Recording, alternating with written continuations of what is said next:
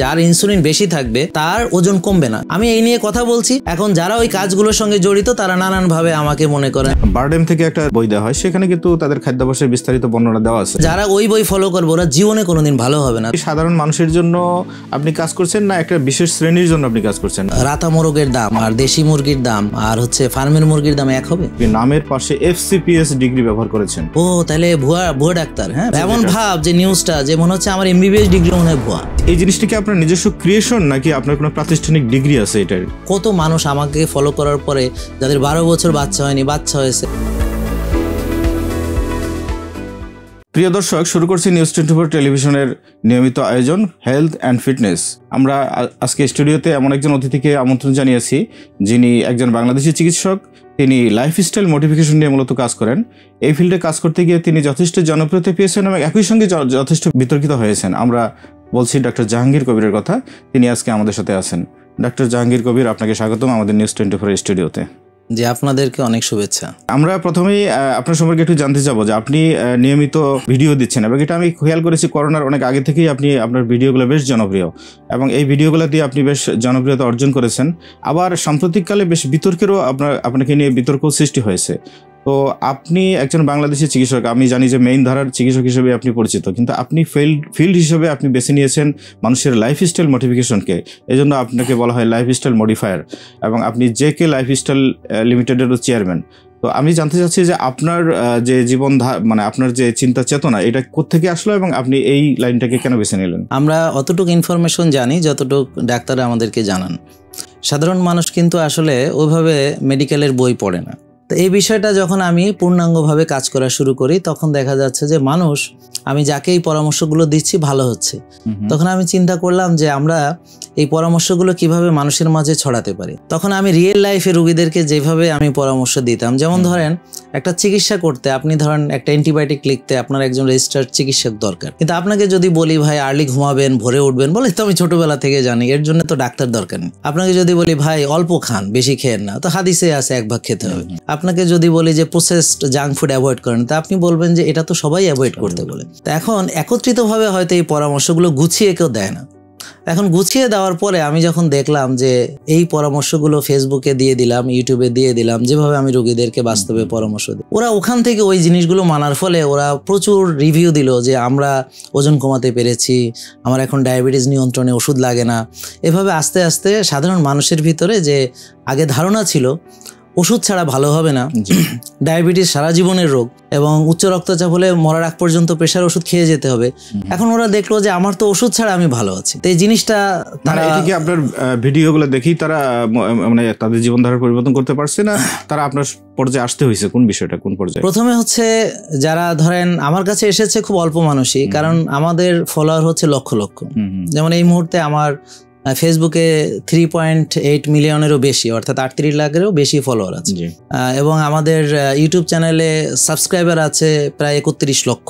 তো এত লোক তো আর আমার কাছে আসতে পারেনি। তো দেখা গেল দেশের বাইরে থেকে সে ফলো করছে, আমেরিকা থেকে, কানাডা থেকে, অস্ট্রেলিয়া থেকে বা সৌদি আরব থেকে, বা অনেকে আপনার সাবকন্টিনেন্ট আছে, ইন্ডিয়া থেকে অনেকে ফলো করছে এবং হচ্ছে মালয়েশিয়াতে যারা আছে, ইন্দোনেশিয়াতে যারা আছে। হ্যাঁ, তো এরা ফলো করে আলহামদুলিল্লাহ যারা বাংলা ভাষা বুঝে তারা অনেকেই এখন সুস্থ, তারা নিয়মটা মেনেছে। এটা এমন নয় যে আপনার চিকিৎসা ব্যবস্থা, এটা হচ্ছে নিয়ম। যেমন উদাহরণস্বরূপ আমি পরিমিত আহার গ্রহণ করব, আমি রোজা রাখবো, আমি ভালো ঘুমাবো, আর্লি ঘুমাবো, ভোরে উঠবো, মানসিক প্রশান্তির চর্চা করব, ঘাসে হাঁটবো, রোদ্রে যাব, শ্বাসের ব্যায়াম করব। এগুলো তো আপনার ওষুধ না যে একজন রেজিস্টার্ড চিকিৎসক ব্যতীত কেউ এই পরামর্শ দিতে পারবে না, অথবা এগুলো যে কেউ মানতে পারে। কিটো ডায়েট, আপনি বাংলাদেশে বলা যায় যে আপনার মাধ্যমে কিটো কথাটা সবচেয়ে বেশি প্রচলিত হয়েছে এবং এটা নিয়ে যথেষ্ট বিতর্ক তৈরি হয়েছে।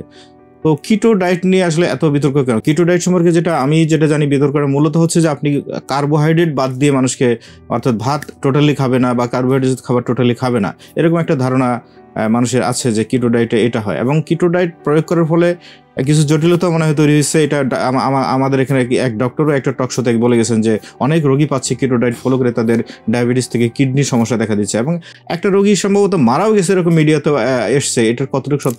নাম কি? যে রোগীটা মারা গেছে নাম কি, কোথায় থাকে? সেটা এই মুহূর্তে জানি না, আমি নিউজে দেখলাম। জীবনে জানবেন না। আজকে আমি নিউজ ঘেটে দেখলাম যে এরকম একটা রোগী খিদমা হসপিটালে ভর্তি ছিল এবং সেখানে কি যাই হোক এরকম একটা ঘটনা। আপনি নাম বলতে পারবেন না জীবনে। হ্যাঁ, তো এখন এই অভিযোগগুলোর ব্যাপারে আপনার বক্তব্য কি? কিটো ডায়েট নিয়ে আমি জানতে চাচ্ছি এবং এই অভিযোগগুলো নিয়ে আসলে আমি একটা লোক সারাদিন কাজ করে 12-14 ঘন্টা, হ্যাঁ, বা ইট ভাঙে, মাটি কাটে, ঠেলা ঠেলায়, ও কি ভাত খাবে না? তো এখন সোজা কথা হলো, এরা হলো বুঝছে না জেনে মানে একটা মানুষকে হেয় প্রতিপন্ন করার জন্য তার নামে একটা ট্যাগ দিবে। যাদের ইনসুলিন বেশি, সুগার বেশি, ট্রাইগ্লিসারাইড বেশি, তারা সাময়িক সময়ের জন্য ভাত রুটি ফল দুধ স্থগিত রেখে ফ্যাট বার্ন করে তারপর আবার সে তার স্বাভাবিক লাইফস্টাইলে ফেরত আসবে, মানে খাওয়া দাওয়া।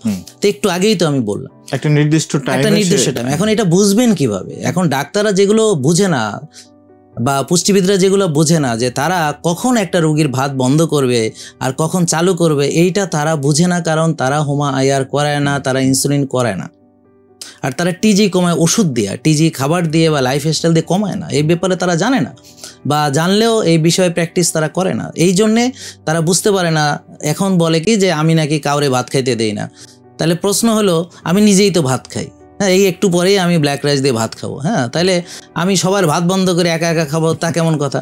তাহলে এগুলো হচ্ছে কিটো ট্যাগ দেওয়া হয়েছিল, আমাকে দেওয়া হয়েছিল এই কারণে যে আমি যখন ডায়াবেটিস রোগীকে ভাত খেতে নিষেধ করলাম, বলো ও কিটো কিটো, ও কিটো জাহাঙ্গীর, কিটো বাবা, কিটো বাবা, হ্যাঁ, ফেসবুকে আপনাকে ট্রল করা হয়। আর আরেকটা বিষয় হচ্ছে যে আপনি যদি মনেও করেন যে ভাত ছাড়া মানুষ বাঁচবে কিনা, তা পৃথিবীতে যখন মানুষ কৃষি কাজ শুরু করে না তখন কি খেত? অথবা মানুষ যখন মনে করেন যে শিকার করে খেত, হ্যাঁ, তখন মানুষ তো কৃষি শিখেনি, তো তখন মানুষ তো সব মরে গেছিল, তাই না? সব মরে গেছিল না, নাকি মরে যায়নি? তা আপনি মরে গেলে আপনার পূর্বপুরুষরা, আপনি আসেন কোত্থেকে? পুষ্টিবিদদের নিয়ে এটা অভিযোগ যে ডক্টররা পুষ্টির পরামর্শ ভুল দেয় না, অনেকে এটা বলেন। সেক্ষেত্রে আপনি পুষ্টি নিয়ে কাজ করছেন, খাদ্যাভ্যাস নিয়ে কাজ করছেন, একই সঙ্গে আপনি আবার ডিজিজ নিয়েও কাজ করছেন। তো এই জিনিসটা কি আপনার নিজস্ব ক্রিয়েশন নাকি আপনার কোনো প্রাতিষ্ঠানিক ডিগ্রি আছে এটার? এইটা আপনি যখন গ্রামের একটা লোক, হ্যাঁ, একজন কৃষক, সে যে খাবারটা খাবে, তখন ও কোন ডিগ্রিধারী কার কাছে গিয়ে পরামর্শ নেবে? বা ধরেন এই ডিগ্রিধারীরা ছিল কবে পৃথিবী থেকে? তো একজন ডাক্তার যদি একটা রোগীকে প্রেশার ভালো করতে চায়, তো সে যদি তাকে কোন খাবারে ইনসুলিন বাড়ে এটা যদি তাকে পরামর্শ না দেয়, তাহলে রোগী ভালো হবে কিভাবে? এখন এমন অবস্থা হয়েছে, যেমন ধরেন আপনার লিভারের দায়িত্ব একজন নিয়ে নিছে, তিনি লিভার বিশেষজ্ঞ। আপনার হার্ট নিয়ে আরেকজন, উনি হার্ট বিশেষজ্ঞ। এখন আপনার 6-7টা সমস্যা, এখন 6-7 জন আপনাকে ভাগ করে নিয়ে ফেলেছে, এখন আপনি কার? এটা একটা বিরাট প্রবলেম হয়ে গেছে। আর প্রশ্ন হলো, ব্রেন কি আলাদা নাকি, বা হার্ট কি আলাদা নাকি, লিভার আলাদা নাকি একটা সিস্টেমেরই অংশ? তো এখন যখন একজন এক একটা সিস্টেম আপনার নিয়ে কাজ করছে, তখন যেটা হচ্ছে যে ওভারঅল যেই লোকটা, সে কিন্তু সুস্থ হচ্ছে না। এখন বাস্তবতাটা আপনি দেখেন যে যারা ওষুধ খাচ্ছে তারা ভালো হচ্ছে। আপনি তো এই বিষয়ে অনেক আলহামদুলিল্লাহ বহুদিন কাজ করছেন। তো ডায়াবেটিসের যারা ওষুধ খায়, তারা কি ওষুধ থেকে মুক্তি পাচ্ছে? আমরা দেখছি যে তাদের ওষুধ দিন দিন বাড়ছে, উচ্চ রক্তচাপের ওষুধ দিন দিন বাড়ছে। তো এইভাবে দেখা যাচ্ছে যে ফ্যাটি লিভারের চিকিৎসা করতে করতে লিভার গ্রেড 1, 2, 3, 4 সিরোসিস, কিডনির চিকিৎসা করতে করতে কিডনি ডায়ালাইসিস এবং ট্রান্সপ্লান্টে যাচ্ছে। ডায়াবেটিসের চিকিৎসা করতে করতে ডায়াবেটিসের কারণে রেটিনোপ্যাথি, যে ডায়াবেটিক রেটিনোপ্যাথি, চোখ নষ্ট হয়ে যাচ্ছে। তো ডায়াবেটিসের চিকিৎসা করতে করতে আপনার ডায়াবেটিক নেফ্রোপ্যাথি অর্থাৎ কিডনি নষ্ট হচ্ছে। ডায়াবেটিসের চিকিৎসা করতে করতে আপনার নিউরোপ্যাথি হয়ে যাচ্ছে। তো এখন প্রশ্ন হলো, তাহলে আপনার চিনি কমায় আমার লাভ কি হলো? ওষুধ দিয়ে যে আমরা চিনি কমালাম, লাভটা কি হলো? তা আমার কি কমপ্লিকেশনস থেকে আমি তো বাঁচতে পারছি না। তো এই বিষয়গুলো যখন আপনি ভাববেন যে একজন ডাক্তার, তিনি যদি খাবার সম্পর্কে পরামর্শ দিতে না পারেন, ব্যায়াম সম্পর্কে, ঘুম সম্পর্কে, একজন সার্টিফাইড MBBS ডাক্তার, তাহলে এই বিষয়ে আর কে আছে যে এত ভালো পরামর্শ দিতে পারবে? এটা খুবই দুঃখজনক যে মানুষ মনে করে যে একটা MBBS ডিগ্রি, তিনি ডাক্তার হয়েও তিনি খাবার সম্পর্কে বলতে পারবেন না, যেখানে তার চেয়েও আরও মানে অল্প পড়াশোনা করে বা মানে অন্য জায়গায় পড়াশোনা করে, যার হরমোন সম্পর্কে ধারণা নেই, যিনি ইনসুলিন সম্পর্কে জ্ঞান রাখেন না, তারা কোন খাবার ইনসুলিন কি রিলিজ হয় এটা জানেন না, হ্যাঁ, কিন্তু তারা আবার পুষ্টির পরামর্শ দিচ্ছেন। ব্যাপারটা খুব দুঃখজনক আসলে। ফুড ইজ মিরাকল মেডিসিন, আমি ইন্টারনেট ঘেটে দেখেছি, এই নামে সম্ভবত থেকে বইও আছে। তো আপনি সেই ফুড নিয়ে মানুষকে পরামর্শ দেন, এটা ভালো দিক। কিন্তু পুষ্টিবিদ এবং এই রিলেটেড লোকজনের অভিযোগ হচ্ছে যে আপনি যে রোগীদেরকে ডায়েট চার্ট দেন, এটা সবাইকে একই ডায়েট চার্ট দেন। এখানে কিডনি রোগী, হার্টের রোগী, বক্ষব্যাধির রোগী, সবার জন্য আলাদা আলাদা ফুড চার্ট দরকার, কিন্তু আপনি এটা না করে আপনি সবাইকে একই রকম ডায়েট চার্ট দেন। এই ব্যাপারে আপনার বক্তব্য কি? এ ব্যাপারে বক্তব্য হচ্ছে, ওদের নলেজ নাই আমার সম্পর্কে। এখন একটা লোক যদি আমার সম্পর্কে না জেনে মন্তব্য করে, তাহলে তো হবে না। আমাদের কোনো ডায়েট চার্টই নাই। সেটা হচ্ছে যে যেমন ধরেন একটা লোকের যখন ইনসুলিন বেশি, সুগার বেশি, তাকে আমরা যে খাবারগুলো খেতে বলি, যেমন আমি উদাহরণ দিয়ে বলি, একটা ডায়াবেটিস রোগী চিনি বেশি, তাকে ভাত, রুটি, ফল, দুধ, অন্যান্য চিনি জাতীয় খাবার আমরা নিষেধ করি। কিন্তু একটা লোক সুস্থ, যেমন একটা কৃষক, সে ভাত খাবে না, তো ওই দুজনে কি একই চার্ট হবে? তো এরকম মিথ্যা তারা আমার প্রতি আরোপ করলো। হ্যাঁ, এরকম অনেক মিথ্যা আছে। যেমন কিডনি রোগী বিশেষ বিশেষ কিছু খাবারে তার প্রবলেম, এটা দেখবো যে তার, যেমন উদাহরণ দেই যে তার পটাশিয়াম লেভেল বেশি, তাকে তো ডাবের পানি খেতে দেওয়া যাবে না, তাকে তো ফল খেতে দেওয়া যাবে না, বা কলা খেতে দেওয়া যাবে না। তো এখন এইটা আর সাধারণ আপনি খেতে পারবেন, তো এটা এক হয় কি করে? তা আমরা তো হচ্ছে আগে ডাক্তার, আমরা তো জানি যে কোন বিষয়টা কিভাবে হ্যান্ডেল করতে হয়। এবং আমার এখানে যখন আমার অনেকগুলো ধাপ আছে, যেমন ধরেন আপনার যদি ওজন কমানোর জন্য আপনি আমার কাছে আসেন, তখন আমি দেখবো আপনার ইনসুলিন রেজিস্ট্যান্স আছে কিনা। তো যাদের ইনসুলিন বেশি তাদেরকে আমরা প্রসেসড ফুড বাদ দিতে বলবো, ভাত, রুটি, ফল, দুধ বাদ দিতে বলবো। এবং যেহেতু আপনি ওজন কমাবেন, আমরা বলবো আপনি রোজা রাখুন, খালি পেটে ব্যায়াম করুন, এবং ব্যায়াম করে ভালো ঘুমান, মানসিক প্রশান্তির চর্চা করুন, আস্তে আস্তে ওজন কমে যাবে। এখন ওজন যখন কমে যাবে, তখনও কি আপনি একইভাবে চলবে সারা জীবন? তখন তো আপনি আবার ভাত খাবেন, তখন তো আপনি আবার ফ্রুটস খাবেন, তখন তো আপনার খাবার চেঞ্জ হয়ে যাবে। এবং ধরেন একটা লোক জিম করবে, সে একটা আপনার কাছে আসলো একটা শুকনা চিকনা রোগ, সে বলবে যে আমি একটু স্বাস্থ্য ভালো বানাবো। তো এখন তার জন্য ডায়েট চার্ট হচ্ছে যে আমরা, যেহেতু সে শুকনা, তার তো আর ইনসুলিন বেশি নাই, বা আমরা মেপে দেখলাম ইনসুলিন বেশি নেই, তো তাকে আমার পরামর্শ হলো যে তার 1.5 to 2 gram per kg body weight, সে যেটা অ্যাচিভ করতে চায় যে বডি ওয়েটটা, সেই আলোকে সে প্রোটিন খাবে, সেভাবে সে ফাইবার খাবে, গুড কার্বস খাবে, কমপ্লেক্স কার্বস খাবে, যেমন black rice, organic steel carbs, oats খাবে। সে সপ্তাহে 4 বা 5 দিন জিম করবে, আর হচ্ছে 8 ঘন্টা ঘুমাবে, মানসিক প্রশান্তির চর্চা, এভাবে সে মাসেল বিল্ড করবে। তাহলে যারা বললো তারা এই ধাপগুলোই জানে না, আশ্চর্য ব্যাপার। অথচ তারা একটা মন্তব্য করলো, কিন্তু একটা লোক কি করে তার গভীরে গেল না। যখন আপনার ফ্যাট অ্যাডাপ্টেশনে আসবেন, তখন আপনাকে খাবারটা অনেক কম খেতে হয়, কারণ আপনার বডির ভিতরের যে চর্বি সেটাকে আমরা বার্ন করি। যেমন আপনার লিভারে ফ্যাট আছে, তা আমরা ওই ফ্যাটটাকে বার্ন করে এনার্জি তৈরি করার জন্য আপনাকে তখন বলবো আপনি 18 ঘন্টা ফাস্টিং করেন, করে আপনি একটু ফাইবার খান, একটু প্রোটিন খান, একটু ফ্যাট খান। কারণ আপনি যদি আবার বেশি ফ্যাট খান তখন, তাহলে আপনার ওজন কমবে না, ফ্যাট বার্ন হবে না। তো এই জন্যে তো ওদের জন্য যেই পরামর্শ। আবার এমনও রোগী আছে যারা অনেক শুকিয়ে গেছে, একবারে বেশি খেতে পারে না, তাদেরকেও আমরা বলি যে আপনাকে একটু কয়েকবারে ধাপে ধাপে খেতে হবে। কারণ আপনি তো একবারে আপনার প্রোটিন খেতে হবে 90 গ্রাম, আপনি 90 গ্রাম মানে একটা ডিমে থাকে 6 গ্রাম, তাহলে শুধু ডিমের হিসাব করে 90 গ্রামে কতগুলো ডিম হয়। তো যাক, শুধু ডিম তো আর খাবে না, ধরেন 6টা ডিম খেলো, 100 গ্রাম মাছ খেলো, বা 150 গ্রাম মাংস খেলো। তো এখন এই খাবারটা তো সে খেতে পারছে না, এতগুলো ডিম, মাছ, মাংস তার খাওয়ার মতো অবস্থা নেই। এখন কি একবারে সে খাবে না, আস্তে আস্তে ধাপে ধাপে সে 1-2 ডিম আস্তে আস্তে খাবে, আবার একটু মাছ খাবে, একটু মাংস খাবে, ধীরে ধীরে ব্যায়াম করবে, আস্তে আস্তে সে এভাবে তার যে ওজনটা সে অ্যাচিভ করবে। তো এখন প্রতিটা মানুষের জীবনধারা যেমন আলাদা, তার খাবার আলাদা। আপনি সেক্স লাইফ নিয়ে কাজ করছেন, মানুষের কিভাবে যৌন ক্ষমতাকে বৃদ্ধি করা যায়, কিংবা সেক্স হরমোন বাড়ানো, কি অনেক ধরনের এক্সারসাইজ, অনেক ধরনের খাদ্যাভ্যাস, অনেক ধরনের টিপস আপনি দেন। তা আপনি কিটোর ডায়েট থেকে কি আপনি সরে এসেছেন, আমরা এটা ধরবো? আর আরেকটা জিনিস হচ্ছে যে সেক্স লাইফ নিয়ে আপনার কাজ করার হঠাৎ করে মানে এটা কি, কেন? আপনি যদি আমার ইউটিউব চ্যানেলে যান, যে doctor Jahangir Kabir keto diet করতে বলছে, এরকম একটা ভিডিও আপনি দেখাতে পারবেন। তাহলে কিটো আসলে কোত্থেকে? কিটো আসছে ওই যে বললাম, আমাকে ট্যাগ করা হয়েছে। আচ্ছা, যেমন ধরেন একজন ওই মানে রুগী, সে বলতেছে জাহাঙ্গীর কবিরের কিটো ডায়েট সে ফলো করতেছে, জাহাঙ্গীর কবিরের কিটো ডায়েট ফলো করতেছে।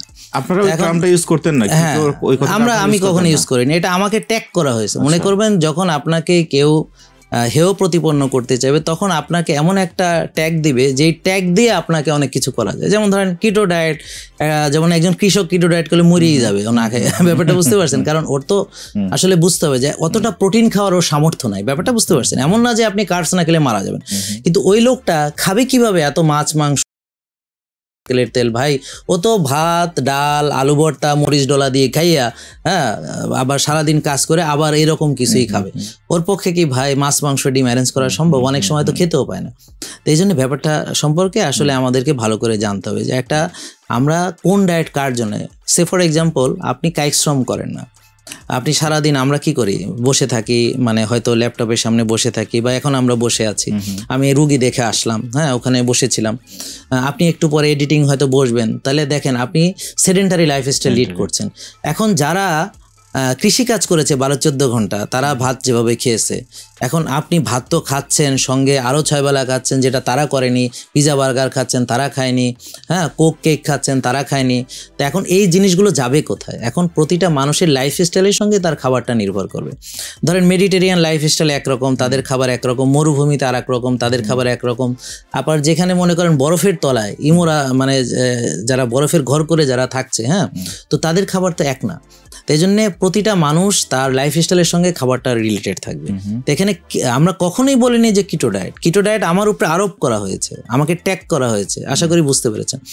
আর লাইফস্টাইলের সঙ্গে আপনার যেমন শক্তি, সেক্স লাইফ, তারপর হচ্ছে আপনার কাপল কাউন্সেলিং, তারপর হচ্ছে আপনার স্লিপ কোয়ালিটি, তারপর আপনার স্পিরিচুয়ালিটি, তারপর মেন্টাল হিলিং, এভরিথিং এটার সঙ্গে রিলেটেড। কারণ একটা মানুষ যখন অসুস্থ হয়, ধরেন আপনি আত্মিক কারণে অসুস্থ হয়ে মানসিকভাবে অসুস্থ হয়ে শারীরিকভাবে অসুস্থ হতে পারেন।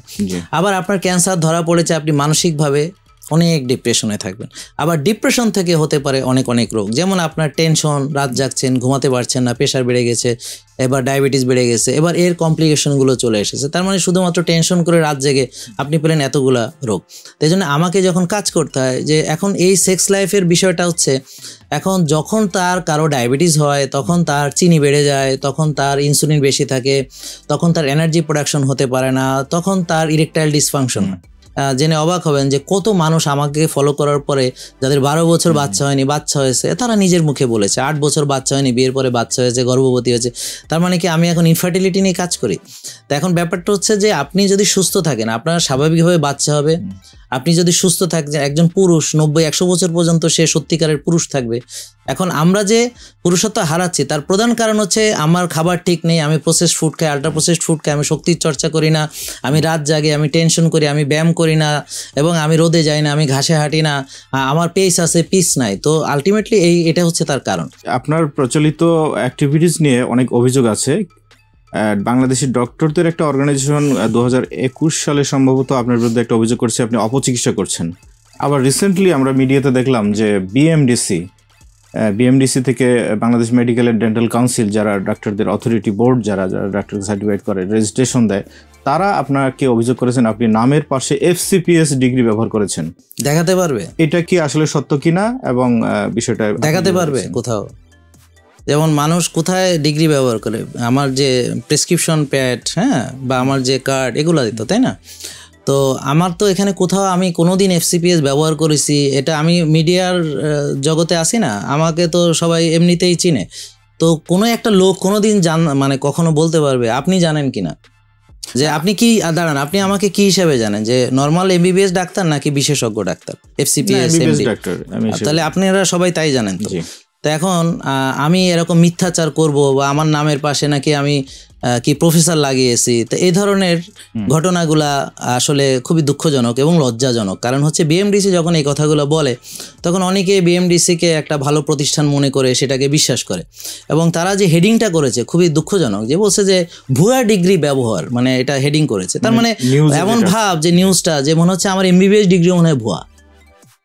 এবং ওখানে অনেক কমেন্ট আছে, তারা যারা জানেন আমার সম্পর্কে বলছে যে ও তাহলে ভুয়া ডাক্তার। হ্যাঁ, ব্যাপারটা বুঝতে পারছেন? তাহলে উদ্দেশ্যমূলক। এখনও আমি চিঠি পাইনি, অথচ মিডিয়াতে চলে আসছে। তাহলে আগে ওখানে কি করে গেল আমি তো জানি না এখনো। এটা খুব দুঃখজনক এবং লজ্জাজনক। এবং আপনারা সবাই জানেন, প্রিয় দর্শক যারা এখানে দেখছেন সবাই জানেন যে আমি MBBS ডাক্তার। এবং এই বেশ কিছুদিন আগে, আমি এই বেশি দিনও না, বোধহয় 15 দিন আগে আমি একটা ভিডিও বানিয়েছি যে আমি সিম্পল MBBS এটা নিয়ে। হ্যাঁ, যে এই যে আপনি যেমন প্রশ্ন করলেন যে আপনি সিম্পল MBBS, আপনি আবার ওই যে সেক্সের পরামর্শ দেন, আপনি আবার মনে করেন যে ওজন কমাতে বলেন, আপনি আবার খাবারের পরামর্শ দেন, আপনি এত কিছু করেন, আপনি আসলে কে, হু আর ইউ? হ্যাঁ, ব্যাপারটা এরকম আছে। তো আমি তখন বলছি সিম্পল MBBS। তো এখন সিম্পল MBBSকে ফলো করে হাজার হাজার লক্ষ লক্ষ রুগী তারা ওষুধ মুক্ত হয়ে সুস্থ হয়েছে। আর এখন তো আপনি নিজেই জানেন, আপনি তো আপনার পরিবারে অনেকে আছে যাদের চিকিৎসা করিয়েছেন, এখনও তারা ডাক্তারই দেখায়। হ্যাঁ, তারা তো ওখান থেকে ভালো হয়ে আসতে পারেনি। তো এটা হলো, আমি বলবো যে এটা অত্যন্ত দুঃখজনক, লজ্জাজনক, যে এই জিনিসটা হওয়া উচিত নয়। সবারই উচিত যে সবার সম্মান রক্ষা করা, BMDC তার সম্মান রক্ষা করা উচিত, এবং জেনে বুঝে একটা লোক সম্পর্কে এ ধরনের অভিযোগ আনা উচিত। আমি যতটুকু জেনেছি BCPS বলেছে এই কথাটা, এটা তারা নিজেরা করেনি, তাদের কান ভারী করেছে এবং তাদেরকে চিঠি দিয়েছে BCPS, আমি যতটুকু জেনেছি সংবাদ মাধ্যমে। এখন BCPS ওরা আমি যতটুকু ধারণা করছি যে ওরা একেবারে ডাহা মিথ্যা হয়তো বলেনি। আমার যে অনেক ফেক পেজ আছে আপনি জানেন যে অনেকে আমার ভিডিও ব্যবহার করে এবং তারা বিভিন্ন ওষুধ বিক্রি করে, হ্যাঁ, অনেক ধরনের ডায়াবেটিসের ওষুধ, তারপরে স্লিমিং জুস, তারপর অনেক কিছু যেগুলো হচ্ছে আমার ভিডিও কাটপিস করে প্রতারক চক্র, এগুলো অনেক ধরা পড়েছে, পুলিশ তাদেরকে রিমান্ডে নিয়েছে, হ্যাঁ, তাদেরকে আদালতে উঠানো হয়েছে, এটা নিয়ে নিউজ চ্যানেলও এসেছে, তারা ওটার যে মানে গোডাউন সেখানেও তারা সাংবাদিকরা গিয়ে এগুলো উদ্ঘাটন করেছে। তো তারা এরকম অনেক আমার নামের পাশে বাহারি ডিগ্রি ব্যবহার করে। তো এইটা এখন কোনটা আমার পেজ কোনটা ফেক পেজ, এইটা যদি তারা এত বড় অর্গানাইজেশন তাদের যদি এখন ফেসবুক চালানো শিখাইতে হয়, তাদের যদি এখন সোশ্যাল মিডিয়া শিখাইতে হয়, তাহলে দুঃখজনক না ব্যাপারটা যে জাহাঙ্গীর কবিরের ভেরিফাইড পেজ কোনটা এবং তার প্রেসক্রিপশন পেড কোনটা ব্যবহার করছেন, হ্যাঁ, এবং তিনি কি আসলে কোনো নিজের নামের আগে প্রফেসর বা FCPS ডিগ্রি ব্যবহার করেন কিনা, এটা তো যে কোনো একটা পিয়ন পাঠালে এসে দেখে যেতে পারতো। আপনার যে লাইফস্টাইল যারা ফলো করছে, একটা অভিযোগ প্রায় শোনা যায় যে এটা অনেক কস্টলি, আপনার খাবার দাবার, আপনার দেওয়ার নিয়ম কারণ মানুষ চললে অনেক টাকা পয়সা খরচ হয়। তো এটা কি সাধারণ মানুষের জন্য আপনি কাজ করছেন না একটা বিশেষ শ্রেণীর জন্য আপনি কাজ করছেন, মানে এটা কতটুকু কস্টলি? চমৎকার প্রশ্ন, আপনি খুব ভালো একটা সুন্দর প্রশ্ন করেছেন। আমি আসলে আমার এই লাইফস্টাইল যারা একটা পয়সাও নেই সেও ফলো করতে পারবে, বুঝতে পারছেন, আবার যাদের কোটি কোটি টাকা আছে সেও ফলো করতে পারবে। দেখেন, এটা আমার লাইফস্টাইলও নয়, আমি এটাকে বলি যে সুন্নাহ ভিত্তিক লাইফস্টাইল। তা আল্লাহ কারো প্রতি জুলুম করেন না, হ্যাঁ, তো এবং আপনার উপর যে বোঝা আল্লাহ চাপাবেন সেটা বহন করার ক্ষমতা আপনার আছে। তো এখন ধরেন আপনার যদি একজন ধরেন আপনার মা, ওনাকে যখন ডাক্তার দেখান তাহলে ওনাকে ডাক্তারের ভিজিট দিতে হয়, অথবা হয়তো আপনার কাছে ভিজিট নাও নিতে পারে, বাট ওষুধ তো কিনতে হয়, তারপর পরীক্ষা করাতে হয়, তাই না? খরচ হয় না আপনার? তো এই খরচগুলো তো ম্যান্ডেটরি, আপনার করতেই হবে চিকিৎসা করে, তাই না? কিন্তু আপনি যদি আমার লাইফস্টাইল ফলো করেন কোনো খরচ লাগবে না। যেমন ধরেন আপনি রোজা রাখবেন, কোনো খরচ নেই, আপনি ব্যায়াম করবেন রাস্তায়, কোনো খরচ নাই, আর্লি ঘুমাবেন, ভোরে উঠবেন, রোদ্রে যাবেন, ঘাসুম সব ফ্রিতে করবেন, কোনো ওষুধ খাওয়া লাগবে না, বুঝতে পারেন, আপনি ভালো হয়ে যাবেন। আর খাবার তো আপনি কিছু একটা খান, সেখানে একটু ভালোটা খাবেন, দ্যাটস অল। আর এখন আপনার টাকা বেশি আছে, আপনি চাইলে নামি দামি সাপ্লিমেন্ট খাবেন, সেটা আপনার ব্যাপার। আপনি চাইলে কাকা মাকা হুয়ানো প্রো মাছা খাবেন, সেটা আপনি খেতে পারেন। আপনি চাইলে একটা 5 স্টার রেস্টুরেন্টও খেতে পারেন, আপনি বিরিয়ানি আবার মনে করেন রাস্তায় খেতে পারেন, এটা হলো যার যার ব্যাপার। তো লাইফস্টাইল ফলো করতে কোনো টাকা লাগে না। আর আমাদের ফলো করে 25 কেজি ওজন কমেছে, 145 কেজি ওজন কমেছে, এরকম রোগীও আছে যারা ফলো করেছে। তাহলে ওর ওজন ছিল কত, এবার বিশ্বাস করেন যে 200 কেজি ছিল আর কি, ব্যাপারটা বোঝেন না? তো এখন আমাদের ফলো করে অনেকে অনেকভাবে ওজন কমাতে পেরেছে। কিভাবে? বেশি খেয়ে নাকি না খেয়ে বা রোজা রেখে? বলেন। লাইফস্টাইল ফলো করেছে, সে রোজা রেখেছে, তো বেশি খেয়ে তো ওজন বাড়বে, কমবে না। রাতা মোরগের দাম আর দেশি মুরগির দাম আর হচ্ছে ফার্মের মুরগির দাম এক হবে? ভেজাল ঘি আর খাঁটি ঘিয়ের দাম এক হবে? আপনি বলেন তো। খাঁটি তেল আর ভেজাল তেলের দাম এক হবে? এটা হয় কখনো? এখন আপনি কম দামে ভালো খাবার কোথায় পাবেন? এখন যখনই আপনি বলবেন যে আমি দেশি মুরগি খাবো, হ্যাঁ, বা আমি দেশি হাঁসের ডিম খাবো, তখন তো ওই ডিমটা আপনার দাম বেশি হবে, ওটার জন্য তো আর আমি দায়ী নই। আর সবচেয়ে বড় কথা হলো যে এই রোগগুলোতে যারা আপনার মনে করেন যে ডায়াবেটিস বানাইছে, তা একজন কৃষক তো সহজে ডায়াবেটিস বানাইতে পারে না, তার তো এত টাকা নেই। ডায়াবেটিস বানাইতে হলে কোষে ওভারলোড করতে হবে, তাকে 6 বেলা খাওয়ার টাকা থাকতে হবে, ফাস্ট ফুড খাওয়ার টাকা থাকতে হবে, হ্যাঁ, তারপর তার সেডেন্টারি একটা লাইফস্টাইল লাগবে, হ্যাঁ। তো এখন সে এই যে টাকাগুলা খেয়ে খরচ করে এখন সে কোষে ওভারলোড করেছে, এখন আবার সে ওষুধ খায়, ডাক্তারকে ভিজিট দেয়, আবার ইনসুলিন নেয়, আবার হচ্ছে যে সে পরীক্ষা করায়, আবার সে 15-20 লাখ টাকা খরচ করে অপারেশনও করায়। তো এখন সে কি আসলে খরচ করছে না? আর লাইফস্টাইল ফলো করলে সে ওষুধ মুক্ত হবে, সুস্থ থাকবে। আর সুস্থ মানুষ ডাক্তার দেখায় না, সুস্থ মানুষ পরীক্ষা করে না, সুস্থ মানুষ খরচ নাই। আপনি যখন মানুষকে ওষুধ মুক্ত করতে চাইবেন, যখন আপনি জাঙ্ক ফুড থেকে বিরত রাখতে বলবেন, যখন প্রসেসড ফুড থেকে বিরত রাখতে চাইবেন, তখন এই যে অনেক লোক যারা চায় আপনি ওষুধ খান সারা জীবন, যারা চায় আপনি জাঙ্ক ফুড খান, তাদের তো এটা ভালো লাগবে না। আমার এখানে একটা প্রশ্ন যে আসলে এই অপপ্রচারগুলো একজন ব্যক্তি জাহাঙ্গীর কবিরকে নিয়ে এত বেশি কেন? কারণ হচ্ছে অন্য কেউ তো আর এই বিষয়ে কাজ করছে না, তো সবাই তো একই কাজ করছে, সবাই ওষুধ দিচ্ছে। রুগী, ডায়াবেটিস রুগী ডাক্তারের সাথে নিবিড় সম্পর্ক, জীবনেও ডাক্তারের সাথে সম্পর্ক নষ্ট হচ্ছে না, সারা জীবন ওই ডাক্তারের কাছে যেতে হচ্ছে, সারা জীবন ওষুধ খেতে হচ্ছে, হ্যাঁ, এবং ইনসুলিন দিতে হচ্ছে। তারপর এই রুগীটার আবার হচ্ছে হার্টের সমস্যা, সে আবার হার্টের ডাক্তার ছাড়তে পারতেছে না, এরপর কিছুদিন পর কিডনির সমস্যা আছে, এবার কিডনি ডাক্তার ছাড়তে পারতেছে না। এদের এই ধররম মহরমের মধ্যে আমি ঝামেলা ফেলায় দিছি, এই জন্য আর কি, আর বোঝেন না কথা। ধন্যবাদ ডক্টর জাহাঙ্গীর কবির, আপনার মূল্যবান সময় দেওয়ার জন্য আমাদের স্টুডিওতে এসে সরাসরি আপনি অনেক গুরুত্বপূর্ণ তথ্য দিয়েছেন এবং আপনার সম্পর্কে আমরা অনেক কিছু জানতে পারলাম। আপনি পাঠকদের উদ্দেশ্যে অনেক গুরুত্বপূর্ণ পরামর্শ দিয়েছেন। এর বাইরেও যদি আপনার কিছু বলার থাকে। প্রিয় দর্শক, প্রথমে আমরা ধন্যবাদ জানাই যে ওনারা আমাদেরকে আমন্ত্রণ জানিয়েছে এবং আমরা খোলামেলাভাবে একেবারে সব কিছু, মনে হচ্ছে যে এটা আমি বাসার ড্রয়িং রুমে বসে বলছি। উনি আমাদের জন্য এরকম একটা এনভায়রনমেন্ট ক্রিয়েট করে দিয়েছে। আল্লাহ ওনাদেরকে আরও উত্তর সমৃদ্ধি দান করুক। আপনারা বেশি বেশি এই চ্যানেলটি দেখবেন। আর আপনাদের কাছে অনুরোধ যে সকল তথ্য মিথ্যা সেটা বোঝার ক্ষমতা সবার আছে, আর প্রতারণা বোঝারও ক্ষমতা সবার আছে। তা আপনারা প্রতারকদের ফাঁদে পাড়া না দিয়ে আপনারা আমাদের সঙ্গে দরকার হয় সরাসরি যোগাযোগ করুন, করে আপনারা যে ভুয়া প্রোডাক্ট কিনবেন না, আর সম্পূর্ণ লাইফস্টাইল মেনে সুস্থ থাকার পরিকল্পনা করুন। কোনো ওষুধ খেয়ে আসলে এইভাবে লাইফস্টাইল ডিজিজ থেকে ভালো থাকা যায় না, এটা আপনারা বুঝেছেন। তা আমরা চলুন ওষুধমুক্ত সুস্থ জীবনযাপন করি, সবাইকে এই পথে আহ্বান করি। প্রিয় দর্শক, নিউজ 24 এর হেলথ অ্যান্ড ফিটনেস আজকের পর্ব এখানে শেষ করছি। ভবিষ্যতে দেখা হবে আবারও কোনো নতুন টপিকে নতুন কোনো অতিথির সঙ্গে। সে পর্যন্ত আপনারা সুস্থ থাকুন, ভালো থাকুন, নিউজ 24 এর সাথেই থাকুন।